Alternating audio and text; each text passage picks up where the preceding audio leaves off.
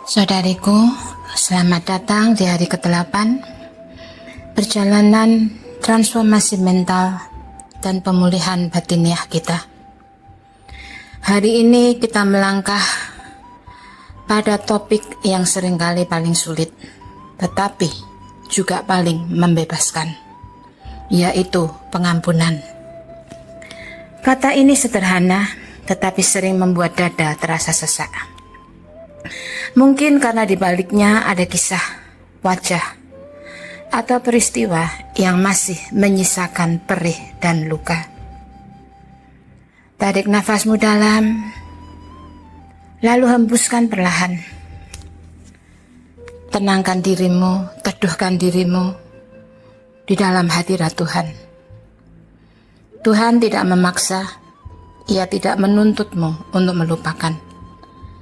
Tetapi Ia ingin menuntunmu keluar dari penjara emosi yang selama ini menahanmu. Hari ini bukan tentang mereka yang bersalah, tetapi tentang hatimu yang Tuhan ingin pulihkan.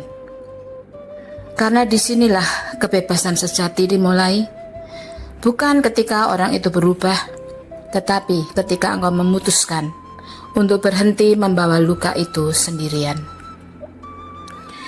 Mengampuni tidak berarti engkau setuju dengan apa yang terjadi. Mengampuni bukan berarti engkau berkata, sudahlah, tidak apa-apa. Karena kenyataannya, itu bukan tidak apa-apa. Rasa sakitmu nyata, luka itu dalam menggores, dan ada akibat yang kau rasakan, atau kau harus jalani. Tetapi pengampunan berarti engkau tidak lagi membiarkan masa lalu mencuri damai hari ini. Engkau berkata, aku memilih berhenti membawa racun ini di dalam jiwaku. Yesus sudah memberikan teladan itu di kayu salib. Ketika dunia menghakimi Dia, murid-muridnya meninggalkannya dan orang-orang menghina Dia. Ia masih berkata, Bapa, ampunilah mereka, sebab mereka tidak tahu apa yang mereka berbuat. Ini tercatat dalam Lukas 23 ayat 34. Betapa luar biasa kasih yang tidak menunggu orang lain meminta maaf. Yesus mengampuni bahkan sebelum lukanya berhenti berdarah. Itu bukan karena Ia lemah atau karena Dia tidak mampu membantah atau menolak, tetapi karena hati yang mengasihi lebih besar dari rasa sakit yang ditimbulkan. Pengampunan bukan tentang kekuatan manusia, itu adalah anugerah ilahi yang hanya bisa mengalir melalui hati yang berserah. Mungkin engkau berkata, aku tidak bisa mengampuni. Tuhan tidak meminta engkau bisa atau engkau mampu. Ia hanya meminta engkau bersedia dan rela. Karena begitu engkau berkata, Tuhan, aku mau, sekalipun aku tidak mampu. Kasih-Nya lah yang akan bekerja perlahan, menyentuh ruang-ruang yang dulu engkau anggap tidak mungkin disembuhkan. Mazmur 147 ayat 3 berkata, Ia menyembuhkan orang-orang yang patah hati dan membalut luka-luka mereka. Setiap kali engkau memilih untuk mengampuni, engkau sebenarnya sedang menutup luka lama dan membiarkan Tuhan mengoleskan minyak pemulihan di atasnya. Terkadang luka itu tidak hilang seketika, seperti kulit yang baru sembuh dari luka bakar. Perlu waktu untuk kembali kuat. Tetapi satu hal yang pasti, ketika engkau menyerahkan beban itu kepada Tuhan, engkau sedang berjalan menuju kebebasan batin yang sejati. Efesus 4 ayat 31 dan 32 menegaskan, buanglah segala kepahitan, kegeraman, kemarahan, pertikaian, dan fitnah di antara kamu. Dan hendaklah kamu ramah seorang terhadap yang lain, penuh kasih mesra, dan saling mengampuni, sebagaimana Tuhan di dalam Kristus telah mengampuni kamu. Mengampuni bukan membebaskan mereka dari tanggung jawab, tetapi membebaskan dirimu dari beban kebencian.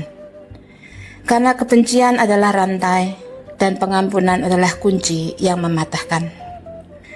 Mungkin engkau masih bertanya, kalau aku mengampuni, apakah aku harus berhubungan lagi dengan mereka?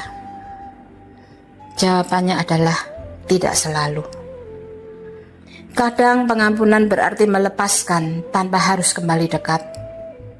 Tuhan bisa memberimu batas yang sehat, karena kasih tidak selalu berarti kembali seperti dulu, tetapi selalu berarti tidak lagi menaruh dendam. Dan sekarang, mari ambil buku jurnalmu, tuliskan nama orang yang sulit engkau ampuni. Mungkin seseorang yang kau cintai, atau bahkan dirimu sendiri. Lalu tulis kalimat itu dengan jujur. Tuliskan, yang perlu aku akui tentang luka itu adalah, jawab saudara, apa yang kau perlu akui? Tuliskan dengan jujur atau pikirkan dalam hatimu, sebutkan perlahan. Apa yang perlu aku akui tentang luka ini? Tidak perlu dengan perkataan indah, tidak perlu dengan kata-kata rohani, cukup jujur.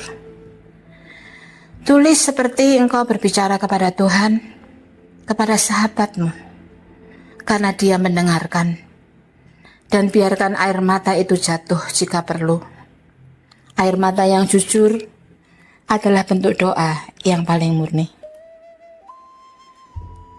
Dan sekarang, perlahan buka kedua tanganmu.